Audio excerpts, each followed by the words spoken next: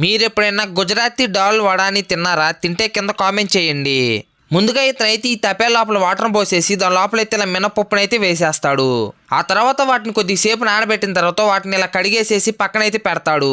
అలా వాటిని మళ్ళీ పక్కన పెట్టేసిన తర్వాత దాని లోపల వాటర్ను పోసేసి మళ్ళీ ఇలాగైతే కడుగుతూ ఉంటాడు. అలా మొత్తం క్లీన్ చేసిన తర్వాత వాటిని అయితే ఈ బండి లోపలైతే పోసేస్తాడు. ఆ తర్వాత ఇతనైతే ఇక్కడ ఆనియన్స్ అయితే కట్ చేస్తూ ఉంటాడు. ఆ తర్వాత ఇతను ఈ మినపప్పును తీసుకుని వెళ్ళి మిషన్ లోపల వేసినప్పుడు ఈ మిషన్ అనేది వాటిని అయితే ఇలా పిండిలాగా అయితే చేసేస్తుంది. అలా పిండి మొత్తం వేసిన తర్వాత దాని లోపల సాల్ట్ నన్ను ధనియాల పౌడర్ను వేసేసి మిషన్తో దాని మొత్తాన్ని అయితే ఇలా కలుపుతూ ఉంటాడు. అలా మొత్తం కలిపిన తర్వాత ఈ పిండిని తీసుకుని వెళ్ళి ఇంకో గిన్నె లోపల అయితే పోసేస్తాడు. ఆ తర్వాత దాని లోపల కొత్తిమీరను వేసేసి ఇలాగైతే కలుపుతాడు.